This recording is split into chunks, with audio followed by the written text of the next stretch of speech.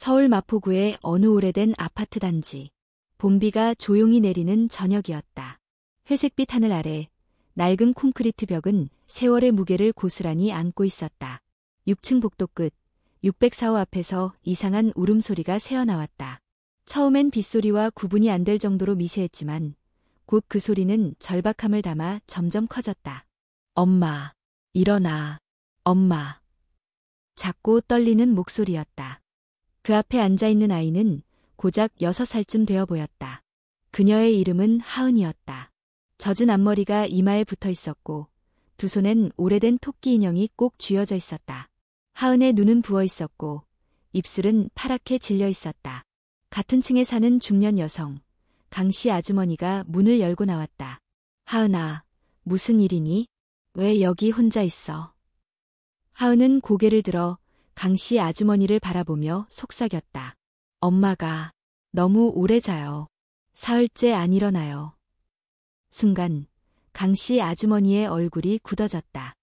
그녀는 재빨리 휴대전화를 꺼내 112에 전화를 걸었다. 여기 마포구 아파트 604호인데요. 아이가 엄마가 며칠째 안 일어난다고 해요. 빨리 와주세요. 30분도 채 지나지 않아 경찰차와 구급차가 아파트 앞에 도착했다. 주민 몇 명이 복도에 나와 웅성거렸고 경찰 2명과 구조대원이 문을 두드리기 시작했다. 안에 계신 분. 서울 마포경찰서입니다. 문을 열어주세요. 아무 대답도 없었다. 경찰은 관리사무소를 통해 예비키를 확보했고 조심스럽게 문을 열었다. 문이 열리자 곰팡이 섞인 듯한 기묘한 냄새가 코를 찔렀다.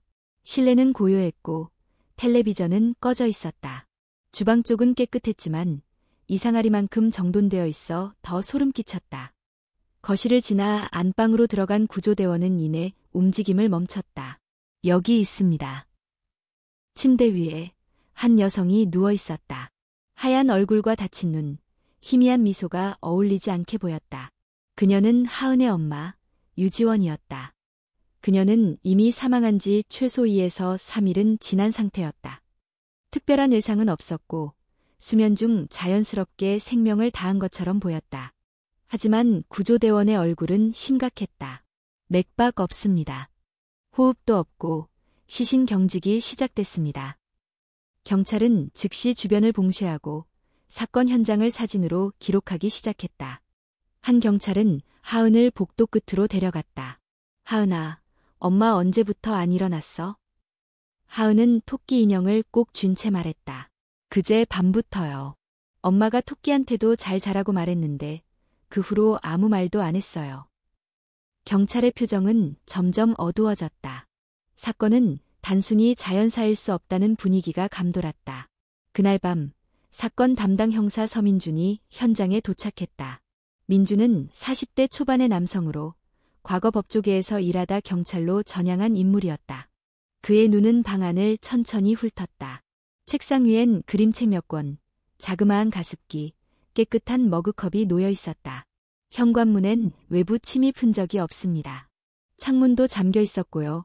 후배 형사 최 형사가 말했다. 민주는 침대 옆 탁자 위에 놓인 약통을 들여다봤다. 감기약, 수면 보조제, 그리고 이름 없는 투명한 캡슐 몇 개. 그는 눈살을 찌푸렸다. 부검은 의뢰했지? 네, 서울대 법의학과로 넘겼습니다. 좋아. 그리고 아이는? 최 형사는 고개를 돌려 복도 끝을 가리켰다. 하은은 구조대 이모 품에 안겨 조용히 울고 있었다. 다음 날, 지원의 유가족으로 유일하게 확인된 외할머니, 강순의 시가 지방에서 상경했다. 그녀는 70대 중반의 여성으로 작은 산골에서 혼자 살고 있었다. 하은을 본 순간 그녀는 딸의 이름을 부르며 무릎을 꿇었다. 지원아, 왜 말도 없이. 강순애 씨는 지원이 몇 년 전 도시로 나와 혼자 아이를 키우며 사회복지사로 일하고 있다는 이야기만 듣고 있었다. 자세한 근황은 연락이 뜸해져 알지 못했다. 왜 이렇게 됐는지, 무슨 일이 있었던 거냐고 묻는 그녀에게 경찰은 아직 단정할 수 없다고만 답했다. 그날 밤 서민준 형사는 경찰서로 돌아와 지원의 휴대폰을 분석하기 시작했다. 휴대폰은 잠금 상태였지만 디지털 수사팀에서 일부 메시지를 복구해냈다. 마지막으로 수신된 메시지는 이렇게 적혀 있었다. 지금이라도 늦지 않았어. 그만 고집 부려. 넌 아무것도 할 수 없어. 발신자는 저장되지 않은 번호였고 유심 역시 가명으로 등록되어 있었다. 하지만 문장은 감정이 실려 있었고 협박에 가까운 뉘앙스를 풍겼다. 민주는 자기도 모르게 중얼거렸다. 이건 단순한 죽음이 아니다. 서울대 법의학과 부검실. 형사 서민주는 하얀 조명 아래 놓인 차가운 시신을 바라보며 의학박사 정윤석 교수의 목소리에 집중했다. 사인은 수면 중 질식사입니다. 약물성 질식으로 보이고 내장기관에서 중추신경 억제제가 검출됐습니다. 이름은 디아제팜. 강한 진정작용이 있는 약이죠. 디아제팜. 민주는 중얼이며 현장에서 발견된 약통을 떠올렸다. 복용량이 상당히 많습니다. 스스로 먹었다면 자살, 아니라면 타살의 가능성도 있겠죠. 하지만 외상은 없습니다. 거부 흔적도 없고요. 민주는 고개를 끄덕였다. 감사합니다. 교수님. 그 외에 특이점은 없나요? 정 교수는 망설이다 말했다. 왼손 손목 부근에 오래된 흉터가 있었습니다. 자해의 흔적으로 보입니다. 몇 년은 된 듯해요. 그 말에 민준의 뇌리에 한 단어가 스쳤다. 우울증. 같은 시각, 민주는 하은과 외할머니 강순의 시가 임시보호시설로 옮겨졌다는 소식을 들었다. 그는 보호소를 방문해 조용히 하은에게 다가갔다. 아이는 낯선 환경에서 혼란스러워했지만 민준의 낮은 목소리에 반응을 보였다. 하은아, 엄마랑 마지막으로 무슨 이야기를 했는지 기억나니? 하은은 인형을 꼭 껴안은 채 천천히 말했다. 엄마가 토끼 인형한테 엄마는 조금 다녀올게, 금방 돌아올게라고 했어요. 하지만 문은 안 열리고 엄마는 자고 있었어요. 아무리 흔들어도. 그 말은 민준을 혼란스럽게 만들었다. 분명히 지원은 침대에 누워 있었고 하은은 그를 발견한 이틀 뒤에야 도움을 요청했다. 아이는 방 안에 갇혀 있던 것일까? 아니면 스스로 문을 열고 나올 수 없었던 걸까? 그는 문득 현관문에서 찍힌 지문을 분석한 결과를 떠올렸다. 문 안쪽 손잡이에 묻은 지문 중 일부는 작은 손의 것으로 확인되었고 바깥쪽에는 지문이 없었다. 이는 누군가 안에서 문을 열지 않고는 나갈 수 없다는 의미였다. 즉, 지원은 누군가에게 약물을 투여받고 의식을 잃었으며 방에 혼자 남겨진 딸은 며칠간 스스로 버텼던 것이다. 하은아, 혹시 그날 밤 엄마 말고 다른 사람을 본 적 있어? 하은은 망설이더니 조용히 고개를 끄덕였다. 어두운 사람이 있었어요. 검은 옷 입고 모자 쓰고 말은 안 했어요. 문 앞에 잠깐 있었어요. 그 사람이 엄마랑 이야기했니? 아니요. 문 열고 안으로 들어온 것 같았어요. 난 소파 뒤에 숨었어요. 이 짧은 증언은 민준에게 확신을 심어주었다. 이건 자살이 아니었다. 누군가가 의도적으로 지원에게 약물을 투여했으며 하은은 그것을 목격했을 가능성이 있다. 민준은 곧바로 유지원의 직장을 찾았다. 서울 종로에 위치한 작은 복지재단. 그녀는 이곳에서 3년 동안 일하며 홀몸으로 하은을 키워왔다. 그의 첫 번째 인터뷰 대상은 재단의 동료였던 정지혜였다. 지원 씨는 정말 성실했어요. 무슨 일이 있어도 늦는 법이 없었고 누구보다 환자들에게 따뜻했죠. 최근에 이상한 점은 없었나요? 우울해한다든가 누군가와 다퉜다든가. 정지혜는 한참을 망설이다 입을 열었다. 사실 한 달 전쯤 그녀가 어떤 남성과 전화로 싸우는 걸 들었어요. 아주 심각하게요. 무슨 내용이었습니까? 잘은 못 들었지만 다시는 연락하지 마, 아이한텐 접근하지 마 이런 말을 했어요. 얼굴은 아주 창백했고 손이 떨릴 정도였어요. 민주는 메모를 멈추지 않았다. 그 남자가 누구인지 아시나요? 정지혜는 고개를 저었다. 저희는 그녀의 사생활에 대해 거의 몰랐어요. 너무 조용한 사람이었죠. 친구도 거의 없었고요. 그는 나머지 직원들도 간단히 조사했지만 누구도 그 남자의 정체를 알지 못했다. 단 하나, 공통적으로 말한 것은 유지원이 몇 개월 전부터 잦은 두통과 불면을 호소했다는 것이었다. 민주는 돌아오는 길에 그날 발견된 약통을 다시 떠올렸다. 감기약, 수면 보조제 외에 의심스러운 투명 캡슐이 있었다. 국립과학수사연구원의 분석 결과는 이 캡슐이 일반 시판약이 아니며 인터넷에서 불법적으로 유통되는 신종신경 억제제일 가능성이 높다는 것이었다. 그 약은 고농도일 경우 환각, 의식소실, 호흡 저하를 유발할 수 있으며 소량만으로도 치명적일 수 있었다. 즉, 의심 가는 남성은 단순히 감정적 협박을 넘어서 신체적 위해까지 가했을 가능성이 있었다. 며칠 후 형사팀은 결정적인 단서를 발견했다. 아파트 1층 로비 CCTV는 보수 중이었지만 근처 편의점 CCTV에는 사고 전날 밤 9시경 검은 후드와 모자를 쓴 남성이 아파트 방향으로 걸어가는 장면이 포착되었다. 얼굴은 모호했지만 키와 체형은 비교적 뚜렷했다. 민주는 그 영상과 함께 하은의 진술, 그리고 약물 분석 보고서를 종합해 수사 방향을 정리했다. 이제 남은 것은 그 남자의 정체였다. 그는 자신도 모르게 한숨을 쉬었다. 지원 씨, 당신이 남긴 침묵 속에 너무 많은 이야기들이 숨어 있군요. 그의 눈은 다시 지원의 유품이 담긴 상자로 향했다. 그 안에는 오래된 사진 한 장이 들어 있었다. 한 여름날의 공원, 젊은 지원이 한 남자와 함께 웃고 있었다. 사진의 뒷면에는 작은 글씨가 적혀 있었다. 우리의 약속, 잊지 마. 민주는 사진을 조심스럽게 집어들며 중얼거렸다. 이 남자, 어쩌면 사건의 열쇠일지도 몰라. 서민준 형사는 서울시경강력계 회의실에서 지원 사건 브리핑을 마친 후 회의실을 나와 조용히 복도 창가에 기대섰다. 거리의 벚꽃이 바람에 흩날리고 있었지만 그의 머릿속은 차디찬 퍼즐 조각들로 가득했다. 사진 속 남자, 도대체 누구야? 그는 다시 사진을 꺼내 바라봤다. 남자는 지원과 함께 잔디밭에 앉아 웃고 있었고 둘 사이엔 분명한 친밀감이 묻어났다. 사진의 뒷면에는 분명히 우리의 약속, 잊지 마 라고 적혀 있었다. 손글씨는 투박하지만 진심이 담겨 있었다. 이 사진이 찍힌 시점은 아마도 최소 5년 전, 하은이 태어나기 전일 것이다. 민주는 직감했다. 이 남자가 하은의 친부일 가능성이 높았다.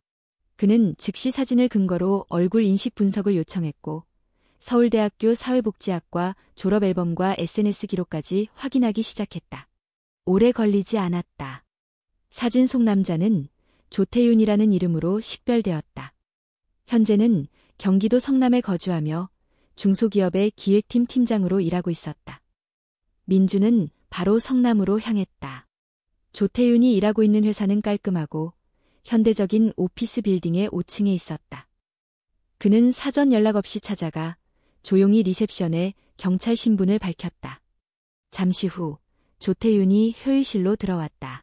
검은 정장에 단정한 외모, 겉보기엔 흔한 30대 직장인이었다. 그러나 그의 눈은 민준을 보는 순간 살짝 흔들렸다. 경찰이라고 하셨죠? 무슨 일로? 형사 서민준입니다. 유지원 씨에 대해 여쭤볼 게 있어서 왔습니다. 조태윤은 당황한 기색을 감추지 못했다. 그녀가 무슨 일이 있나요?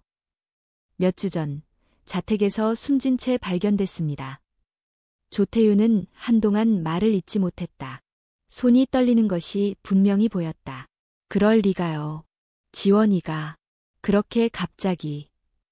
그녀를 마지막으로 만난 게 언제죠? 몇 년 됐습니다. 우리가 헤어졌거든요.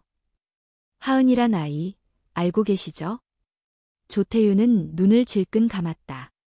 제 딸입니다. 민주는 그의 반응을 유심히 지켜봤다. 거짓은 없었다. 오히려 후회와 죄책감이 가득했다. 왜 그녀와 연락을 끊었나요? 그건 당시 제가 유학 준비 중이었고 아이를 책임질 수 없었습니다. 지원이는 혼자 아이를 낳겠다고 했고 그 이후로 연락을 끊었어요. 하지만 최근 다시 연락이 왔습니다. 민준의 눈썹이 올라갔다. 다시요? 어떤 내용이었습니까?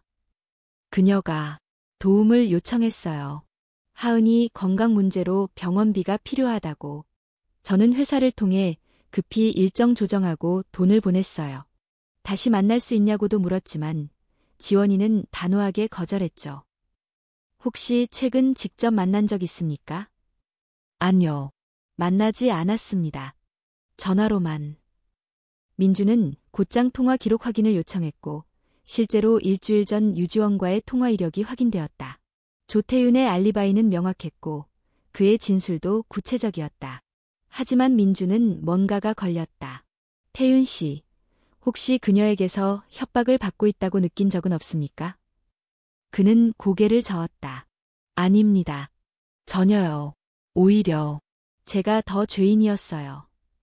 그날 밤 민주는 형사 반장으로부터 새로운 정보를 전달받았다. 형사님, 약물 캡슐의 출처를 추적했더니 온라인 불법 약물 거래 사이트에서 유통된 것으로 확인됐습니다.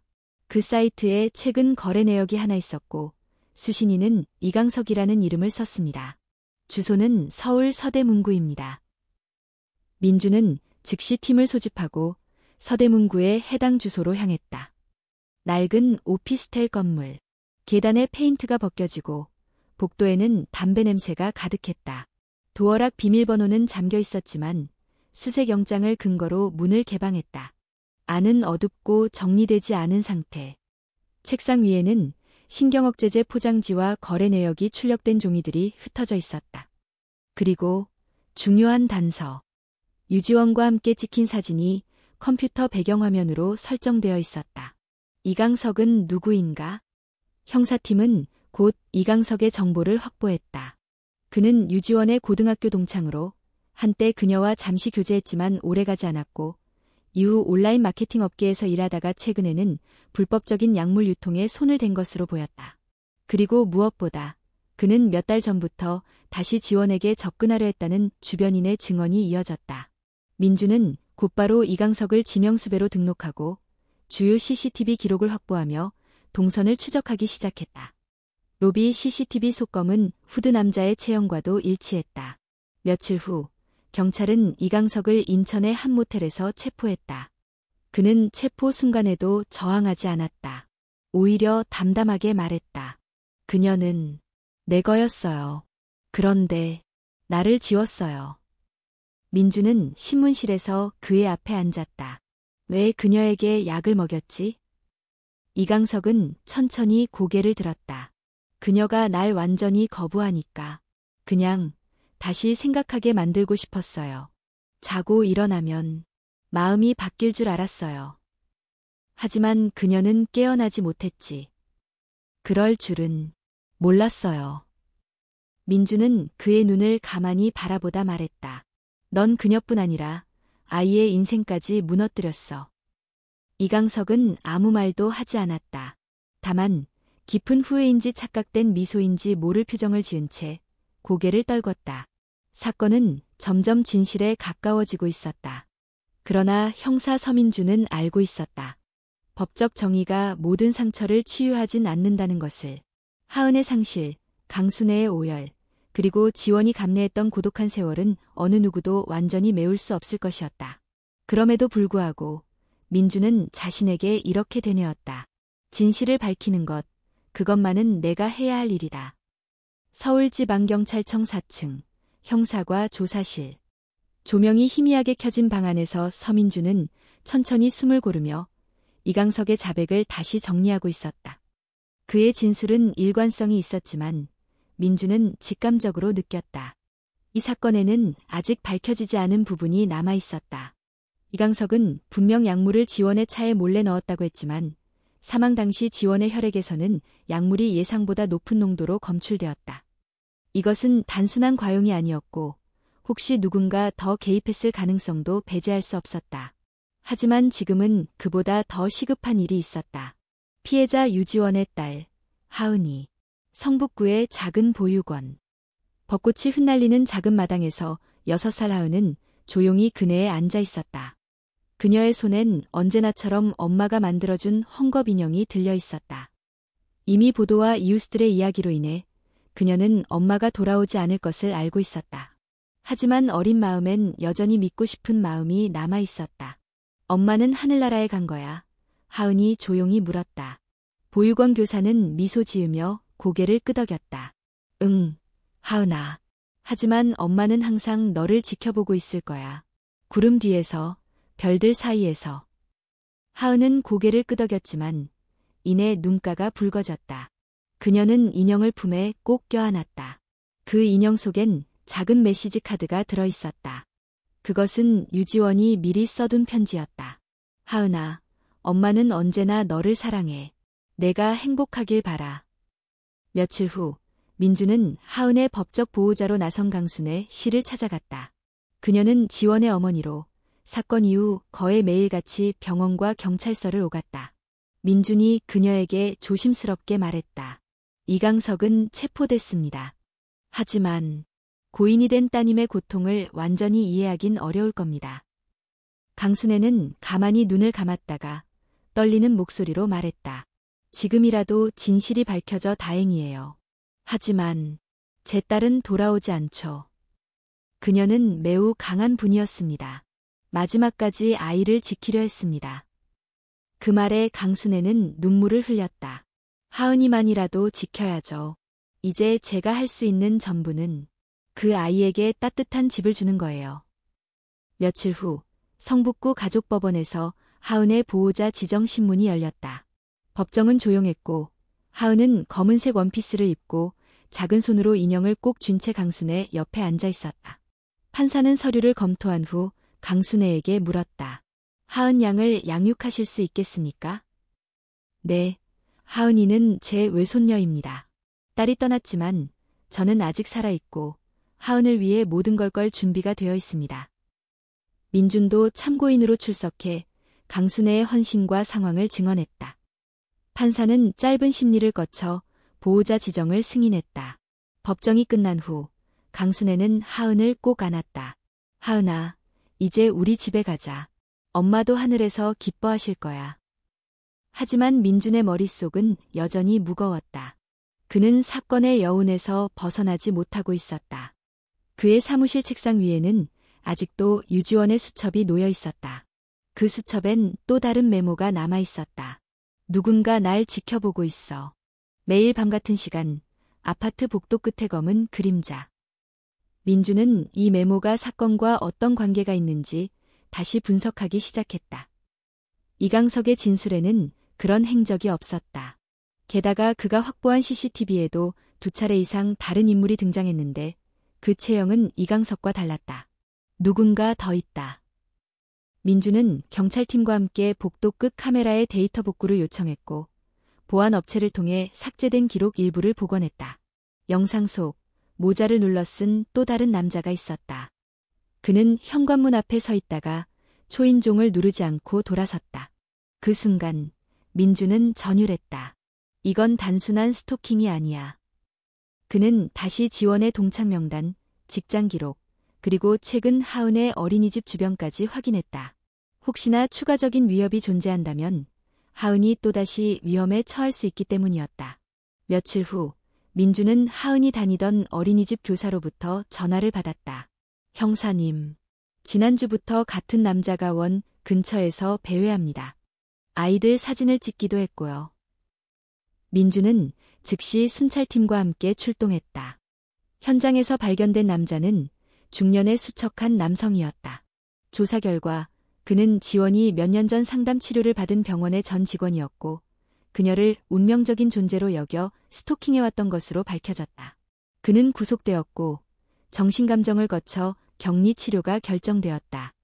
이로써 민주는 드디어 지원을 둘러싼 모든 위협으로부터 하은을 보호할 수 있다는 안도감을 느꼈다. 봄이 지나고 여름이 다가오던 어느 날 민주는 하은과 강순애가 함께 사는 집을 찾아갔다. 하은은 이제 제법 웃는 법을 익혀 있었다. 인형은 여전히 그녀의 곁에 있었고 그 속의 편지는 이제 색이 바랬지만 여전히 읽을 수 있었다. 형아, 엄마는 이제 별이야? 하은이 물었다. 민주는 무릎을 꿇고 아이의 눈을 바라보며 말했다. 그래. 아주 밝고 예쁜 별. 너를 언제나 지켜보고 있어. 그날 밤 민주는 경찰서로 돌아가 유지원의 사건 파일을 조용히 덮었다. 완전한 끝은 없을지 몰라도 최소한 정의는 실현되었다고 그는 믿었다. 하지만 그는 알았다. 때로 진실은 법정보다 더 깊은 곳에서 울린다. 누군가의 침묵, 누군가의 눈빛, 그리고 누군가의 용서 속에서 말이다. 형사 서민주는 오랜만에 혼자 남은 사무실에서 조용히 책상 앞에 앉아 있었다.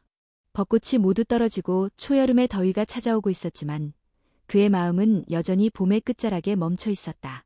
컴퓨터 화면에 떠있는 유지원 사건 보고서를 바라보며 그는 생각에 잠겼다. 사건이 해결된 지 일주일이 지났고 공식적으로는 모든 조사가 마무리되었다. 그러나 민주는 아직 마음속에서 이 사건을 내려놓지 못했다.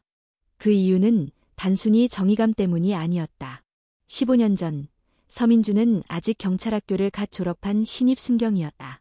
그 시절 그는 지금보다 훨씬 감정에 휘둘리는 사람이었고 아직도 인간의 복잡한 고통을 이해하지 못했다. 어느 날 밤 그는 야간 순찰 중에 가정폭력 신고를 받고 출동했다. 한 여성이 도망쳐 나와서 신고했고 그는 동료와 함께 아파트 5층으로 달려갔다. 그곳에는 여성이 아닌 어린 여자아이가 홀로 있었다. 그녀의 팔에는 멍이 있었고 방 안은 어지럽혀져 있었다. 그러나 아이는 끝까지 아무 말도 하지 않았다. 이름도 부모의 행방도. 그날 민주는 그 아이를 보호소에 인계한 후 사건에서 손을 뗐다. 상부의 판단으로 증거 불충분이라는 이유로 사건은 종결되었다. 민준도 그저 그런 일 중 하나라고 생각하며 넘어갔다. 그런데 몇 달 후에 신문 한 구석에서 작은 기사를 읽었다. 보육원 아동, 외부에서 실종, 경찰 수사 중. 그 기사는 며칠 후 아이의 사망으로 정정되었다. 그 아이의 이름은 유지원이었고 지금 민준이 조사했던 피해자와 동명이인이었다. 물론 동일 인물일 리는 없지만 그 사건은 민준의 마음속에 깊은 상처를 남겼다. 그 후 그는 언제나 침묵하는 아이들을 그냥 지나치지 않기로 다짐했다. 지원의 딸 하은을 처음 본 날 민준은 낯선 감정을 느꼈다. 그녀의 눈빛, 인형을 꼭 쥔 작은 손, 그리고 입을 다문 채 엄마를 기다리던 모습. 그건 과거 자신이 구하지 못했던 그 아이와 너무 닮아 있었다. 하은이는 내가 끝까지 지켜야 해. 그건 단순한 직업적 의무가 아니라 일종의 속죄였다. 그렇게 민주는 다시 과거의 그림자와 마주하게 된 것이다. 어느 저녁, 민주는 강순애와 함께 하은의 새로운 학교 면담을 위해 함께 갔다. 교장은 차분하게 설명했다. 하은 양은 또래보다 조용한 편이지만 수업에 잘 적응하고 있습니다. 다만 특정 시간대에 멍하게 창밖을 바라보거나 불안해하는 모습이 간혹 보입니다. 어느 시간대입니까? 민준이 물었다. 주로 오후 3시경이요. 아이들이 엄마를 기다리는 시간이기도 하죠. 순애는 조용히 하은의 손을 꼭 잡았다. 괜찮아. 엄마는 이제 내 마음속에 있어. 민주는 창밖으로 시선을 돌렸다. 그곳엔 벚꽃나무 대신 일은 초여름의 초록이 깔려 있었다. 그러나 그 안에서도 아이의 마음은 여전히 꽃잎 속에 머물러 있었던 것이다. 며칠 뒤 민주는 혼자서 예전 자신이 근무했던 구청 보건센터를 찾았다. 그곳엔 여전히 몇몇 직원이 남아 있었고 그는 옛날의 신문기사와 사건 기록을 요청했다. 한 직원이 조심스럽게 말했다. 형사님, 혹시 그때 보호소 아이 사건 때문이세요? 몇 년 전 그 사건 다시 떠올라서 조사 온 분은 형사님이 처음이세요. 민주는 고개를 끄덕였다. 그 아이 이름은 지원이었죠? 직원은 잠시 침묵하다가 조심스럽게 말했다. 사실 그 아이의 본명은 지수였어요. 보호소에서는 가명을 썼죠. 지수는 마지막까지 아무 말도 하지 않았어요. 마치 스스로를 벌하는 것처럼요. 민주는 숨이 막혔다. 그는 고개를 떨구었다. 보호하지 못한 아이, 그녀는 진짜로 잊혀졌고 심지어 이름조차도 가짜였다. 그날 밤 민주는 지원의 무덤이 있는 납골당을 찾았다. 조용한 공간 속에서 그는 꽃 한 송이를 놓았다. 지수야, 미안해. 너무 늦게 와서. 그 순간 그의 머릿속엔 하은의 얼굴이 떠올랐다. 이번엔 놓치지 않겠다고 그는 스스로에게 다짐했다. 며칠 후 민주는 강순애와 함께 하은의 졸업식에 참석했다. 어린이집의 작은 강당 안에서 아이들은 노래를 불렀고 하은은 조심스럽게 무대 위에서 인사를 했다. 저는 하은이에요. 우리 엄마는 별이 되었어요. 하지만 저는 혼자가 아니에요. 저를 지켜주는 사람이 있어요. 그래서 이제 저는 무섭지 않아요. 그 말을 들은 순간 민주는 조용히 눈을 감았다. 그가 지켜야 할 이유가 명확해졌다. 그리고 그 아이의 미래를 위해 그는 새로운 용기를 낼 준비가 되었다. 하은이 졸업한 어린이집의 강당은 여운이 남은 듯 조용했다. 아이들의 웃음소리, 부모들의 박수, 그리고 마지막 인사가 끝난 후 민주는 조용히 한 걸음 뒤로 물러섰다.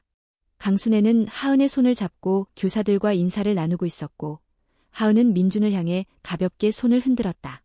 민준은 손을 들어 인사하며 미소를 지었지만 그의 마음은 점점 무거워지고 있었다. 왜냐하면 오늘 아침 그는 구청 아동복지과로부터 전화를 한 통 받았기 때문이다. 서 형사님, 혹시 하은 양의 보호자 지위에 대해 생각해 보셨나요? 순애 씨가 나이가 많으시고 장기 보호는 어려울 수 있어서 대안 보호자를 지정해야 합니다. 민주는 아무 말도 하지 못했다. 왜냐하면 마음 한구석에서 오래전부터 피하고 있었던 질문이 떠올랐기 때문이다. 내가 진짜로 이 아이의 삶의 끝까지 책임질 수 있을까? 그날 저녁, 그는 어린이집 담임이었던 윤지연 교사를 찾아갔다. 지연은 졸업식 후 뒷정리를 마치고 교실에서 물건을 정리하고 있었다. 형사님, 여기까지 무슨 일이세요? 지연은 놀란 듯 물었다. 하은이 얘기 좀 하려고요. 그리고 제 얘기도. 지연은 고개를 끄덕이며 의자를 내주었다. 민주는 깊은 숨을 내쉬고 말했다. 사실 하은이를 처음 만났을 때 저는 단순히 피해자 가족을 도와야 한다는 책임감만 있었어요. 하지만 시간이 지날수록 하은이가 과거의 누군가와 겹쳐 보이기 시작했어요. 누군가요? 예전에 제가 지키지 못했던 아이요. 제 무능함 때문에 결국 세상을 떠난. 지연은 조용히 그의 말을 들었다. 민주는 이어 말했다. 그래서 저는 하은이를 지켜야 한다고 생각했어요. 하지만 이제는 그것이 감정인지, 책임인지, 아니면 죄책감인지도 모르겠어요. 지연은 한참을 침묵하다가 조용히 입을 열었다. 형사님, 보호라는 건 단지 감정만으로 되는 게 아니에요. 아이는 눈치를 봐요. 진심인지, 일시적인지. 하지만 제가 본 하은이는 형사님이 옆에 있을 때 가장 안정되어 있었어요. 그 말은 민준에게 묵직하게 다가왔다. 며칠 후, 민준은 순애의 집에 들렀다. 하은은 방에서 그림을 그리고 있었고, 순애는 주방에서 찻잔을 정리하고 있었다. 어떻게 왔어요? 하은이 그리워서요. 순애가 웃으며 말했다. 사실은 말씀드릴 게 있어요. 민주는 진지한 표정으로 앉았다. 순애는 그 표정을 보고 조용히 찻잔을 내려놓았다. 보건복지부에서 연락이 왔습니다. 하은이의 장기 보호자 문제로요. 이젠 결정을 해야 할 때입니다. 순애는 고개를 끄덕이며 말했다. 그렇겠죠. 저도 언젠가는 이 아이를 맡을 수 없다는 걸 알아요. 그래서 저도 고민 끝에 결정했어요. 정식으로 후견인 신청을 하겠습니다. 순애는 잠시 말이 없었다. 그녀의 눈에는 복잡한 감정이 담겨 있었다. 안도, 슬픔, 그리고 감사. 민준 씨, 정말 괜찮겠어요? 하은이는 이제 제 삶의 일부예요. 제가 지키고 싶습니다. 순애는 눈시울을 붉히며 고개를 끄덕였다. 그 말, 하은이가 들으면 정말 기뻐할 거예요. 당신은 이미 아이의 영웅이니까. 그날 밤, 민주는 혼자 집에 돌아와 오래된 상자 하나를 꺼냈다. 그 안에는 자신이 처음 경찰이 되었을 때 쓰던 수첩, 고지서, 그리고 한 장의 사진이 있었다. 사진 속에는 젊은 시절의 자신과 부모님이 있었다. 오래전 사고로 부모를 잃은 그는 늘 혼자였다. 그래서 그는 알았다. 하은이 느끼는 상실이 어떤 것인지. 민주는 조용히 중얼거렸다. 이젠 혼자 아니야. 하은이도, 나도. 며칠 후, 그는 가정법원에 후견인 신청서를 제출했다. 서류를 들고 법원 로비에 앉아 있는 동안 그는 윤지연에게 문자를 보냈다. 하은이 잘 부탁해요. 이제부터는 진짜 아빠처럼 함께 할게요. 지연에게서는 짧은 답장이 왔다. 형사님이라면 하은이도 행복할 거예요. 민주는 핸드폰을 내려놓고 창밖을 바라보았다. 그곳에는 이제 벚꽃이 아닌 초록잎이 무성하게 피어 있었다. 새로운 계절, 새로운 시작이었다. 그날 저녁, 민주는 순애와 하은을 데리고 작은 공원에 나갔다. 하은은 잔디밭을 뛰놀며 웃었고 민주는 그런 그녀를 조용히 바라보았다. 삼촌, 여기 봐요. 하은이 꽃반지를 만들며 소리쳤다. 민주는 그 옆에 앉아 조용히 손을 내밀었다. 하은은 그의 손가락에 꽃반지를 끼워주며 말했다. 이제부터 진짜 아빠 맞죠? 민주는 잠시 멈췄다가 조용히 고개를 끄덕였다. 그래, 진짜 아빠야. 하은과 민주는 이제 일상 속 가족으로 자리를 잡아가고 있었다. 아침이면 민주는 하은에게 도시락을 싸주었고 저녁이면 함께 동화를 읽으며 하루를 마무리했다. 작은 변화들이 쌓이면서 둘의 관계는 어느새 삼촌과 조카를 넘어서 아빠와 딸로 자연스럽게 옮겨가고 있었다. 하지만 평온함은 오래가지 않았다. 어느 날 오후, 민준이 경찰서에서 보고서를 정리하고 있을 때 한 통의 전화가 걸려왔다. 전화의 발신자는 민준이 아는 번호가 아니었다.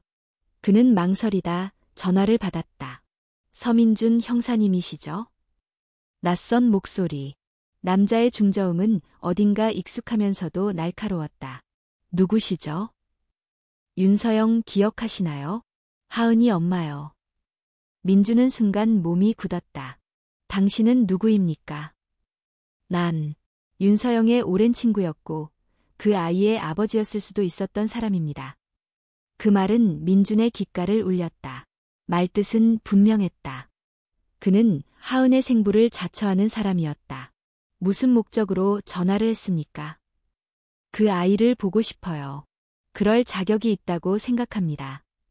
민주는 주먹을 꽉 쥐었다.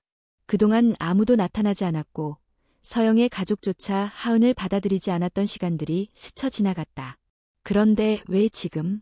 하은이는 지금 잘 지내고 있습니다. 당신이 원한다면 법적 절차를 따르세요. 그는 더 말을 하지 않고 전화를 끊었다. 하지만 그날 이후 민주는 어떤 불길한 예감을 지울 수 없었다. 며칠 뒤 하은이 다니는 유치원 앞에서 한 남자가 아이들을 바라보고 있었다. 교사 윤지연은 불편한 느낌을 받았다. 낯선 남자였고 아이들에게 다가가지도 않으면서 계속 유치원 담장을 따라 서 있었다. 혹시 도와드릴까요? 지연이 다가가 조심스럽게 물었다. 남자는 미소를 지으며 고개를 저었다. 아닙니다. 그냥 누군가를 기다리고 있을 뿐입니다. 지연은 그가 하은을 보고 있다는 것을 직감했다. 그녀는 즉시 민준에게 전화를 걸었다. 형사님, 유치원 앞에 이상한 남자가 있어요. 하은이를 계속 보고 있었어요. 혹시 전화 왔던 사람인가요? 민주는 가슴이 철렁 내려앉았다. 그는 곧장 순찰차를 몰고 유치원 앞으로 달려갔다. 하지만 그곳에 도착했을 때 남자는 이미 사라진 뒤였다. 그날 밤 민주는 하은이 잠든 후 순애와 마주 앉았다. 누가 나타났어요. 윤서영 씨와 관련된 사람입니다. 자기 입으로 하은의 아버지였을 수도 있다고 말했어요. 순애는 놀라며 찻잔을 놓았다. 그럼 하은이 아빠가 살아있었던 거예요? 그렇다고 단정 지을 수는 없어요. 아직은. 순애는 깊은 한숨을 내쉬었다. 서영이는 그 사람 얘기를 거의 하지 않았어요. 단 한 번 고등학생 시절에 그 사람에게 배신당했다는 말만 남겼어요. 이후로는 절대 언급하지 않았죠. 민주는 고개를 끄덕이며 무겁게 말했다. 그 사람이 지금 나타났습니다. 하은이를 원할지도 모릅니다. 그럴 수 없어요. 순애는 단호하게 말했다. 하은이는 이제 민준 씨 가족이에요. 그 사람은 너무 늦었어요. 민준도 같은 마음이었다. 하지만 법은 감정보다 차가운 잣대를 들이댔다. 며칠 후 민주는 경찰서에서 내부 인사와 관련된 서류를 검토하고 있을 때 한 통의 등기 우편이 도착했다. 그것은 가정법원에서 온 통보장이었다. 친자 확인 청구서였다. 제기자는 이름도 낯선 박도훈이라는 남자였다. 박도훈. 민주는 즉시 내부 시스템을 통해 인적사항을 검색했다. 결과는 충격적이었다. 박도훈은 과거 사기 및 협박 혐의로 2차례 입건된 전력이 있었고 윤서영과는 고등학교 시절 연인이었다는 기록이 나왔다. 민주는 이를 근거로 변호사를 찾아가 상담을 받았다. 변호사는 말했다. 친자 확인 자체는 피할 수 없습니다.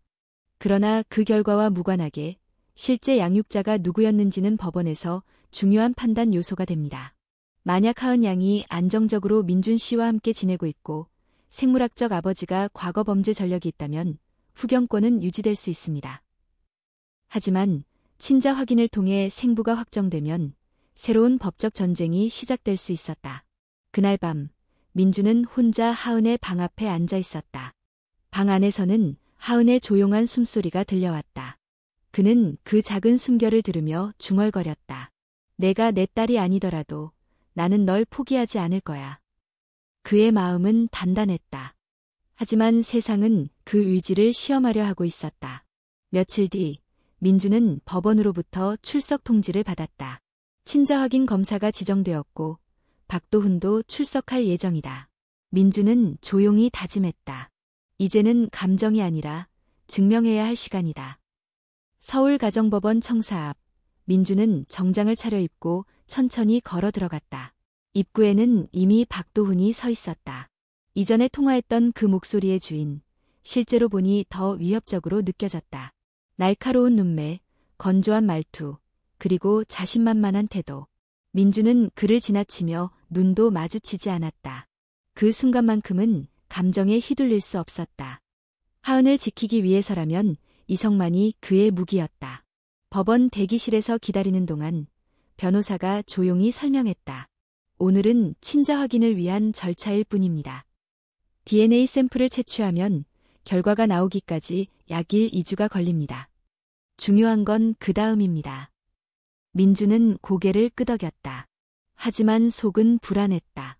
DNA 결과가 부정할 수 없는 사실을 말해준다면 그 다음은 어떻게 될까? 법은 과거를, 사랑은 현재를 본다지만 과연 어느 쪽이 이길 수 있을까? 박도훈은 유전자 검사에 앞서 민준에게 말했다. 나는 딸에게 진실을 말해주고 싶을 뿐이야. 그녀가 누군지 알아야 하지 않겠어?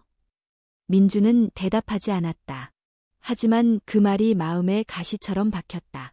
진실이라는 단어는 늘 그렇게 간단치 않았다. 며칠 후 민주는 하은과 함께 벚꽃이 만발한 공원에 나들이를 갔다. 하은은 종이 나비를 접으며 말했다. 삼촌, 요즘 자꾸 전화를 많이 받아요. 목소리도 무거워요. 민주는 미소를 억지로 지으며 대답했다. 그냥 일이 많아서 그래. 경찰 아저씨들은 항상 바쁘거든. 하지만 하은은 민감했다. 엄마를 잃고 나서 감정의 변화에 누구보다 민감해졌다.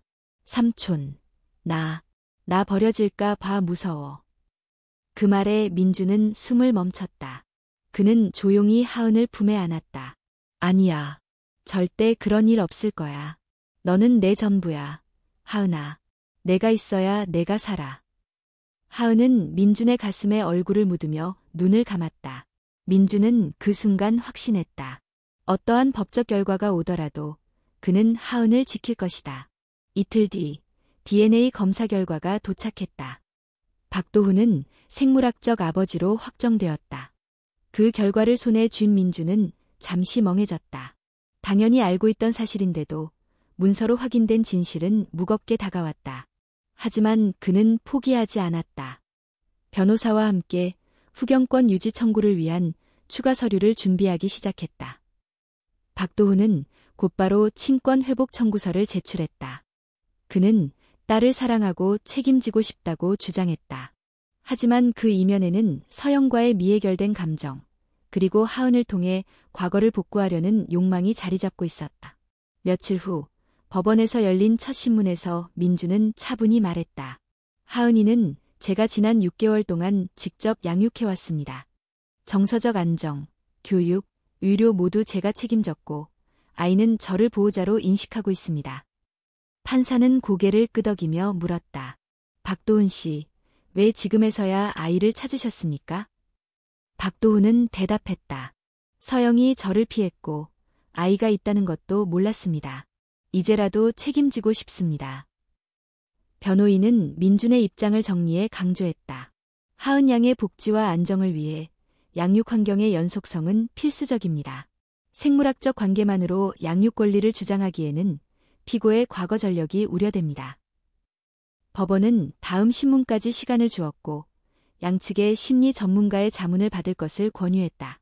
그날 저녁 민주는 심리상담사와 함께 하은을 상담소에 데려갔다. 상담사는 조심스레 물었다. 하은아, 혹시 누가 내 아빠였으면 좋겠니? 하은은 잠시 망설이다 말했다. 난 삼촌이 좋아. 삼촌이 나랑 제일 오래 같이 있었고 삼촌은 나랑 약속했어요. 나를 안 버린다고. 그 말에 민주는 조용히 고개를 떨궜다. 상담사는 웃으며 기록했다. 아이의 정서적 중심은 명확합니다. 며칠 후 민주는 순애와 함께 윤서영의 낡은 앨범을 꺼냈다. 거기에는 고등학교 시절 찍은 사진들, 서영이 남긴 메모, 심지어 박도훈과 함께한 사진들도 남아있었다. 한 장의 사진 뒤에 적힌 글귀가 눈에 들어왔다. 사랑은 믿음이 아니라 책임이다. 민주는 그 문장을 손끝으로 짚었다. 서영이 마지막으로 그에게 남긴 진심이 여기에 있었는지도 모른다. 법원 최종 신문일, 민주는 마지막 진술을 준비했다. 그가 법정에 들어서자 박도훈 역시 변호사와 함께 입장했다. 모든 시선이 집중된 가운데 판사는 마지막으로 양측의 입장을 정리할 기회를 주었다. 민주는 자리에서 일어나 조용히 말했다. 하은이는 지금 제가 유일하게 알고 있는 가족입니다. 저는 생물학적 아버지가 아닙니다. 하지만 저는 매일 아침 도시락을 싸고 아이의 꿈 이야기를 듣고 슬픔을 나누고 있습니다. 피로 연결되지 않았지만 저는 매일 아이의 삶에 함께 숨쉬고 있습니다. 그게 가족입니다. 법정은 정적에 잠겼다. 판사는 잠시 고민한 후 선고를 다음 주로 연기했다. 법률과 감정, 둘 사이에서 신중한 결정을 내려야 했기 때문이다. 그날 밤 민주는 벚꽃나무 아래 하은과 함께 앉아 있었다. 밤바람이 꽃잎을 날렸다. 하은은 민준의 손을 잡았다. 삼촌, 나를 꼭 안아줘. 민준은 하은을 꼭 끌어안았다. 그 품속에 그 어떤 DNA보다도 깊은 사랑이 있었다. 법정에서 내려진 선고 연기 이후 민주는 이상한 긴장감을 떨칠 수 없었다. 박도훈의 눈빛이 평소보다 더욱 날카롭고 어두워졌기 때문이었다. 그는 패배를 받아들이지 못할 인물이라는 것을 본능적으로 느꼈다. 심지어 민준의 변호사조차 말끝을 흐리며 조심스레 말했다. 판결까지 일주일, 이 사이에 그가 어떤 방식으로든 움직일 가능성을 염두에 두셔야 합니다. 그 말은 예감처럼 적중했다. 이틀 후 하은이 다니는 유치원에서 전화가 왔다. 하은을 데리러 왔다고 주장한 남자가 있었고 다행히 유치원 측은 보호자 확인 절차를 엄격히 지켜 출입을 막았다. 민주는 유치원으로 달려갔다. 도착한 그 순간 그는 원장과 직원들의 설명을 들으며 얼굴이 굳어졌다. 사진으로 확인했을 때 그 남자는 박도훈 씨였어요. 하지만 명확한 신분 증명이 없어서 돌려보냈습니다. 민주는 곧바로 경찰에 신고했다. 그러나 법적 후견자 분쟁이 아직 끝나지 않은 상황에서 박도훈의 행동은 경고만으로는 막을 수 없었다. 집으로 돌아온 민주는 하은의 방문을 조심스레 열었다. 아이는 천진난만하게 그림을 그리고 있었다. 하지만 민준의 얼굴을 본 순간 무언가 이상함을 감지하고 물었다. 삼촌, 무슨 일이야? 왜 얼굴이 무서워 보여? 민준은 억지 미소를 지으며 다가가 앉았다. 아무 일도 아니야. 다만 오늘부터는 삼촌이 유치원에도 데리러 갈 거야. 그리고 밤에는 삼촌 방에서 같이 자자. 하은은 고개를 끄덕였지만 마음속엔 불안이 스며들기 시작했다. 다음 날 저녁, 민주는 순애와 함께 과거의 가족 사진을 정리하고 있었다. 순애는 조심스레 입을 열었다. 민준아, 혹시 도훈이 내가 하은이를 포기하지 않을 거란 걸 알면 더 무리할 수도 있어. 민주는 고개를 끄덕였다. 그래서 그 전에 끝내야 해. 하은에게 상처가 가기 전에. 그날 밤 민주는 카메라를 설치하고 보안 장치를 점검했다. 그는 누구보다 하은을 지키고 싶었다. 그것이 서영과의 약속이자 자신의 존재 이유이기도 했다. 며칠 후 하은은 이상한 메모를 받았다. 유치원 선생님이 가방 안에서 발견한 쪽지는 이렇게 적혀 있었다. 진짜 아빠가 누군지 알고 싶니? 곧 만나게 될 거야. 민주는 분노를 억누르며 경찰서를 다시 찾았다. 하지만 이번에도 직접적인 위협이나 물리적 침입이 없는 한 보호 조치를 취하기 어렵다는 답변만 돌아왔다. 법의 틀 안에서는 도훈의 행동이 불법이라기보다는 위협적이지만 미묘한 선을 넘지 않는 범주에 있었다. 하지만 민주는 알았다. 그 선은 곧 넘어질 것임을. 드디어 판결 전날 밤, 민주는 하은을 일찍 재우고 모든 문단속을 다시 확인했다. 그 순간 휴대폰에 문자 하나가 도착했다. 오늘 밤, 넌 그녀를 잃게 될 거야. 보내는 번호는 여전히 등록되지 않은 심카드였다. 민주는 숨을 들이켰다. 그가 올 것이다. 그리고 오늘일 것이다. 그는 경찰에 전화를 걸어 즉시 순찰 요청을 했고 근처 지구대에서 경고 순찰을 약속했다. 하지만 그마저도 불안했다. 결국 그는 집에 남아 직접 지킬 결심을 굳혔다. 밤 2시. 모든 집이 잠든 시간, 창밖에서 인기척이 들렸다. 민주는 조용히 불을 끄고 거실로 나갔다. 감시 카메라 화면에는 검은 모자를 쓴 남자의 실루엣이 포착되었다. 바로 박도훈이었다. 그는 초인종도 누르지 않고 다락 창문 쪽으로 움직였다. 아마도 예전에 서영과 함께 살던 시절 익힌 구조였을 것이다. 민주는 곧바로 경찰에 전화를 걸며 말했다. 그가 지금 집 안으로 들어오려 하고 있습니다. 제 아이가 위험합니다. 주소는... 전화를 끊고 민주는 아이가 자는 방 앞에 섰다. 곧이어 창문에서 바스락 소리가 들리고 조용한 충격음과 함께 그림자가 거실로 넘어왔다. 민주는 전기 스탠드를 켰다. 그리고 그 앞에 섰다. 그만해. 이건 더 이상 아버지의 권리가 아니야. 이건 범죄야. 도훈은 움찔했지만 이내 발걸음을 옮겼다. 하은은 내 딸이야. 그녀는 진실을 알아야 해. 진실. 지금 내가 하는 건 강제 침입이야. 그리고 그녀는 너를 무서워하게 될 뿐이야. 둘 사이의 긴장감이 극에 달했다. 그 순간 멀리서 경찰차의 사이렌 소리가 들렸다. 도훈은 망설였다. 그러나 이미 늦었다. 경찰이 문을 열고 들어왔고 곧바로 그를 제지했다. 다음 날 민주는 법원에 출석했다.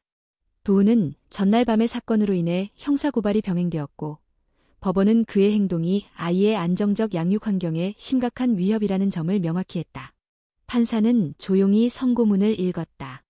법원은 하은 양의 법적 후견인 지위를 피고 김민준에게 유지하도록 결정합니다. 생물학적 부모임에도 불구하고 박도훈 씨의 일련의 행동은 보호자의 자격이 결여되었다고 판단됩니다. 민주는 천천히 눈을 감았다. 주변에서 박수가 일지 않았지만 그의 마음속에서는 가장 조용한 함성이 터지고 있었다. 그날 저녁, 민주는 하은과 함께 집으로 돌아왔다. 아이는 아무것도 모르고 천진하게 말했다. 삼촌, 내일도 유치원 데려다 줄 거지? 민주는 미소 지으며 대답했다. 그럼, 이제 언제나 함께야. 봄이 찾아왔다. 서울의 벚꽃은 올해도 어김없이 화사하게 피었다. 길거리, 공원, 하천변 모두 분홍빛으로 물들었고 사람들의 얼굴에도 어느새 겨울 내내 있고 진했던 미소가 번졌다. 그리고 그날 민주는 하은의 손을 잡고 여의도의 윤중로를 천천히 걷고 있었다. 하은은 노란 머리핀을 꽂고 벚꽃잎이 떨어지는 길을 팔짝팔짝 뛰며 걸었다. 삼촌, 벚꽃 진짜 예쁘다. 하은이 이 나무 밑에서 사진 찍고 싶어. 민주는 카메라를 들어 웃으며 고개를 끄덕였다. 좋아. 이번엔 내가 모델이야. 찰칵. 셔터 소리와 함께 화면 속 하은은 눈을 반짝이며 웃고 있었다. 그 웃음은 몇 달 전과는 완전히 달랐다. 어딘가 두려움에 움츠러들던 아이의 그림자는 이제 사라지고 순수한 아이 본연의 모습이 피어오르고 있었다. 박도훈의 사건은 현재 구속 상태에서 수사 중이다. 그는 하은의 유치원 무단 접근과 자택 침입으로 인해 실형을 면하기 어려운 처지에 놓였다. 형사처벌 여부와는 별개로 법원은 이미 그의 양육권을 영구 박탈했으며 향후 어떤 접촉도 불허하는 명령을 내렸다. 민주는 처음엔 복잡한 감정을 지웠다. 분노, 연민, 책임감, 그리고 죄책감까지. 그는 자주 자신에게 물었다. 내가 과연 이 아이에게 진짜 아버지가 될 수 있을까? 하지만 하은은 그 모든 의심을 무너뜨렸다. 아이는 사랑을 기준으로 가족을 정의했고 민준이 해준 매일 아침의 미소, 밤마다 읽어주는 동화, 무릎 베개 위에서의 낮잠이 바로 그 사랑의 증거였다. 그날 저녁, 민주는 집에서 작은 파티를 열었다. 순애 할머니와 이웃들이 초대되었고 다 함께 집에서 만든 김밥과 과일, 주스를 나누며 웃음꽃을 피웠다. 하은이 이제 초등학생이 되는 거니까 입학 축하해요, 순애가 말했다. 하은은 작게 웃으며 고개를 숙였다. 고마워요, 할머니. 민주는 그 모습을 흐뭇하게 바라보았다. 그 순간 그는 책장 구석에서 조심스레 하나의 봉투를 꺼냈다. 그것은 서영이 마지막으로 남긴 편지였다. 그는 그동안 읽을 용기를 내지 못했다. 하지만 오늘 벚꽃이 만개한 이 계절에야 비로소 열어볼 마음이 생겼다. 편지 속 글씨는 또박또박, 그러나 약간 흔들려 있었다. 민준아, 하은이를 부탁해. 내가 없더라도 그녀가 행복하게 자라도록 도와줘. 도훈은 결국 변하지 못했어. 나는 그를 용서하고 싶었지만 더는 아이를 위험 속에 둘 수 없었어. 너는 내 가장 오랜 친구였고 내가 믿을 수 있는 단 한 사람이야. 혹시라도 이 편지를 읽고 있다면 그건 내가 이 세상에 더 이상 없다는 뜻이겠지. 하지만 슬퍼하지 말아줘. 나는 하은의 삶을 지켜보며 언젠가 다시 만날 나를 기다릴 거야. 벚꽃이 필 때마다 내 곁에 있을게. 서영. 민주는 천천히 편지를 접고 창밖을 바라보았다. 벚꽃이 살랑거리며 바람에 흩날리고 있었다. 마치 그녀의 목소리처럼 조용하고 따뜻하게. 며칠 후 민주는 하은을 데리고 서영의 묘소를 찾았다. 조그마한 언덕 위, 햇빛이 잘 드는 곳에 그녀는 잠들어 있었다. 하은은 손에 들고 있던 그동안 모은 편지를 조심스럽게 내려놓았다. 엄마, 나 초등학생 됐어. 그리고 삼촌이랑 아주 잘 지내. 삼촌이랑 밥 먹고, 삼촌이랑 공부하고, 삼촌이랑 놀고, 삼촌이 웃을 때 나도 행복해. 민주는 아이 곁에 앉았다. 그리고 조용히 속삭였다. 서영아, 약속 지켰어. 하은이 웃고 있어. 넌 안심해도 돼. 잠시 후 둘은 묘소 옆에 앉아 도시락을 먹었다. 평범한 김밥과 삶은 달걀, 바나나. 그러나 그보다 더 따뜻한 건 하은의 웃음과 민준의 평화로운 표정이었다. 하늘은 맑았고 구름 하나 없이 투명했다. 그해 봄, 민준은 다시 일터로 돌아갔고 하은은 학교 생활을 시작했다. 집은 여전히 조용했지만 그 안에는 이제 삶의 온기가 가득했다. 서로 다른 상처를 안고 만났지만 두 사람은 서로의 가장 큰 선물이 되었다. 그리고 매년 봄, 민준과 하은은 벚꽃이 흐드러지게 핀 공원을 찾는다. 그 나무 아래서 사진을 찍고 김밥을 먹고 서영에 대한 이야기를 나누며 웃는다. 그 모든 순간은 하나의 진실을 말해준다. 가족이란 피보다도 사랑으로 이어진 관계라는 것.